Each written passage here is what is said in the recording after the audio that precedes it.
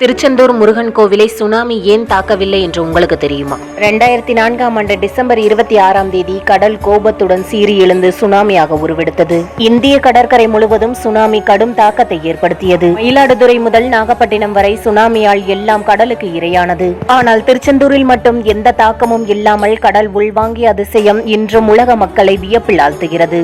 ஏன் அந்த கோவிலுக்கு மட்டும் பாதிப்பில்லையா? இதற்கு பின்னால் ஒரு ஆன்மீக மர்மமும் இருக்கிறது. புராணத்தின்படி சூரபத்மனை அழிக்க சென்றபோது முருகன் வானிலிருந்து இறங்கி திருச்செந்தூரில் தான் வேல் எறிந்தார். ஆதலால் அந்த மண்ணே புனிதம் நிறைந்தது. மேலும் வருண பகவானிடம் முருகன் ஒரு சத்தியம் பெற்றார். தான் இந்த திருச்செந்தூர் மண்ணில் குடிகொண்டிருக்கும் போது உன் கடல் கோபம் ஒருபோதும் இங்கு நுழையக்கூடாது என்று. அதுவே 2004ஆம் ஆண்டு சுனாமியின் போது உண்மையாகியது என்பதற்கு இந்த கோவிலின் பாதுகாப்பே சாட்சியாகிறது. அதனால் தான் திருச்செந்தூர் முருகனின் திருவடி இருக்கும் வரை அங்கு எந்த ஒரு சக்தியும் தாக்க முடியாது என்பது பக்தர்களின் நம்பிக்கையாக இருக்கிறது.